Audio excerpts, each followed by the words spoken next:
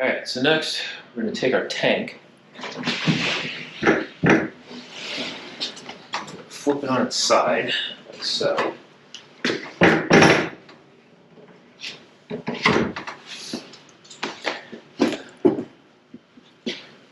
This is where these are going to come in handy. So we're going to have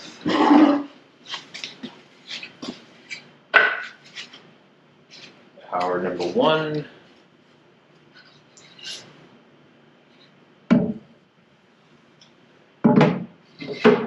Lined up on the tank. We're going to slide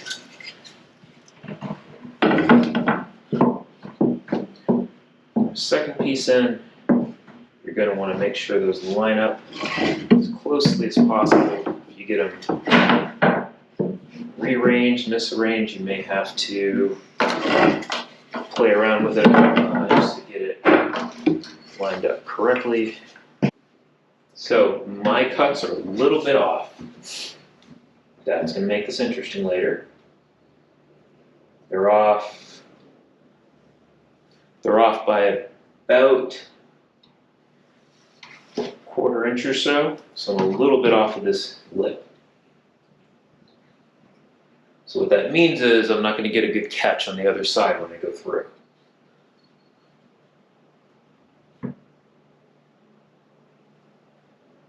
So we can fix that by shimming this. Just putting something in there to keep it from sliding around. Alright. So I also want to show that we're going to use these to help support the tank. Bigger pieces would be better, but I'll go with what we got. We're just going to slide these under so that the tank's all level. Okay, so I have my 2 pieces drilled. I have used the little cutouts to support the glass. I put the first part in. I'm trying to line that up on basically the center of that, on the green marks I made before, which correspond nicely to this little notch right here. And then make sure this is pushed all the way up against the plastic frame. Then I'm going to take this piece, slide it on top. Notice it's not quite where it's supposed to be. I'm going to have to shift it a little bit to get them to line up just right. So determine that that is about this width. So this is just a paint stick. I'm going to slide that paint stick in here, push it up tight. That's a pretty good lineup right there. Okay, and now I can clamp this together. The first thing I'm going to do actually is I'm going to flip this puppy over and give it a little mark from the other side, and then flip it back over to this side and cut it through. That little mark from the other side will make sure that when I actually go through the glass, it doesn't splinter on the outside when it comes off. And the wood may prevent it from doing that as well, but I'm going to go ahead and do both. Okay, this is by far the scariest part of the whole process. So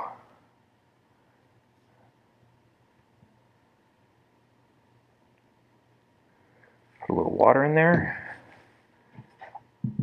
Alright, so critical to this is patience.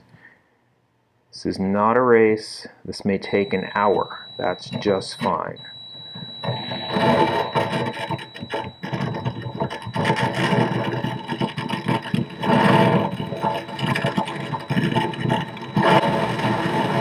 Okay, I'm going to slow down a second here. I want to put something down so that should that piece I'm cutting on fall through, it gets caught. I see water dripping down below, so we've made it through partly. So just keep working this around in a circle. And there she goes. Should be able to see the little edge there. Mostly it's just going to come off. Okay, don't do what I just did and use your fingers. Alright. We have a hole. A pretty nice, clean circle come out of there. Okay, so now we're going to take our clamps off. So, sandpaper, this is 800 grit, just to smooth it out a little bit. Basically, roll it up.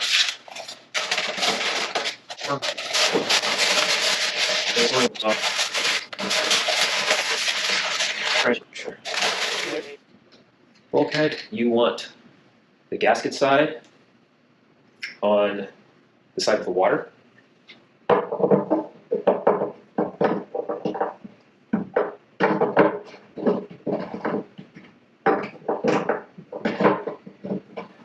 It's hard to figure out. The hole is just ever so slightly too small. Yeah. Put our jig back on here, and then we'll finish the drill job from the inside, which will space out this little, really it's this little bit right here, and here where the lips are just off. So the hole is actually going in at a slight angle, which is why that larger bulkhead doesn't quite fit. Okay. Did a little more grinding on this. You might be able to see along this edge right here some chipping. That's from that second pass through of the bit, the hole saw. A little closer so you can maybe see that better. So right along here, the glass is chipped. That shouldn't be a problem.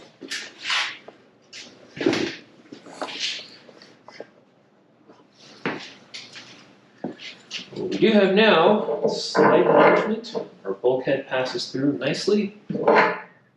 Just like on our tub tank, we're going to use some thread tape to help seal off this bulkhead so it doesn't leak. So we're just going to pick a line here. Remember, glass is pretty thin, so we don't have to go very far. So we're going to pick a line just above the gasket and start wrapping. That first turn is the hardest, but once you got it overlapped, it'll generally hold.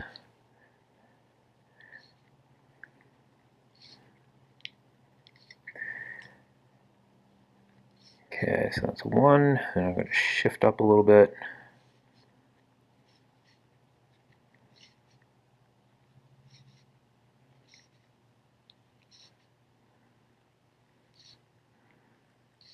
Okay, I can call that good. Gonna pinch this, tear it so it doesn't fray everywhere. I'm going to do this a little differently than I did the black tub.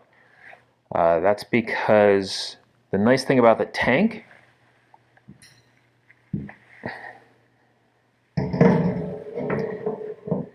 is that it fits neatly on the shelf without too much overhang, whereas the black tub hangs over quite a bit, so we can actually put this in a slightly smaller footprint if we reverse this bulkhead,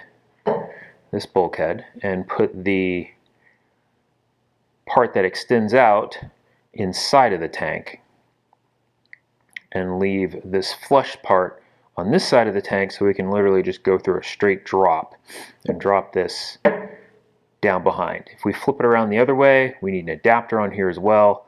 That's going to give us about 8 inches that we're going to have to set this out from the wall. So we're going to put it in like that, but we need to make sure that we put the actual O-ring on the inside. So let's move this out of the way. Make sure our thread tape hasn't wandered off too much here. Put this through. Make sure our O-ring's nice and clean.